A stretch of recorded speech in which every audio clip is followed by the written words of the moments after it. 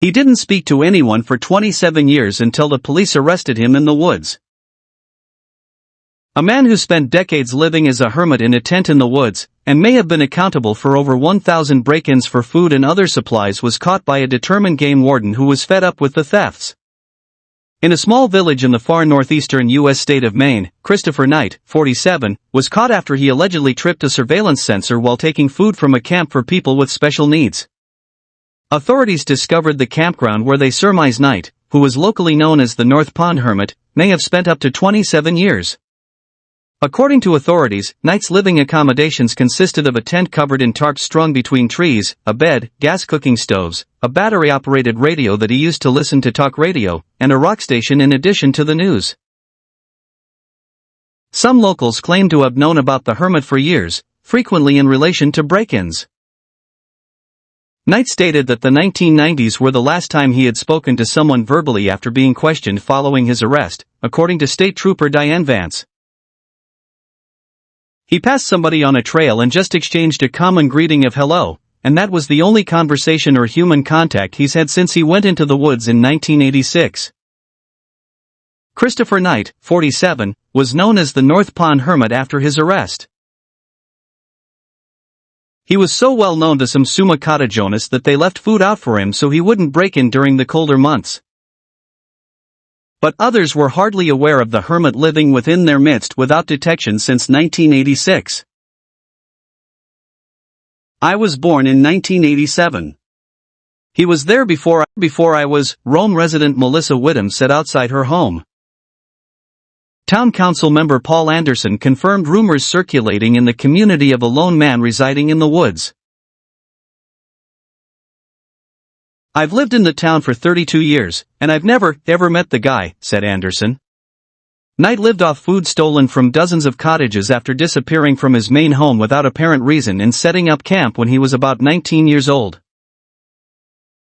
However, his favorite target was Pine Tree Camp, where Game Warden Sergeant Terry Hughes, who had been hunting Knight for years, had set up a surveillance alarm, according to authorities. Knight was caught on Tuesday as he left the camp's kitchen freezer with a backpack full of food, they said. He used us like his local Walmart, said Harvey Chesley, the camp's facilities manager. The man believed to be the hermit has previously been spotted by staff members of Rome's Bear Spring camps, according to Ron Churchill, the camp's owner. The cabins are situated near a lake. Churchill stated that his company had experienced propane container thefts, the most recent of which was found on Wednesday. According to Hughes, Knight stayed at his campground and avoided burning campfires so he wouldn't be discovered. He also exclusively used propane for cooking during Maine's severe winters, which may see highs of minus 12.2 degrees Celsius, 10 degrees Fahrenheit, 4 weeks at a time. Authorities claimed that in order to stay warm, he would wrap himself in several sleeping bags. Knight was found wearing his 1980s-style aviator glasses and was clean-shaven. When we went to the site where he has been living, it only took a few minutes looking around and making observations, such as ropes that were embedded in the trees that had grown around them that he used to hold his tops up and shoes that were under rocks that had been there for years. There was enough indication to me that he had been there for a lot of years, stated Hughes. Christopher Knight was captured on camera during one of his purportedly staged break-ins.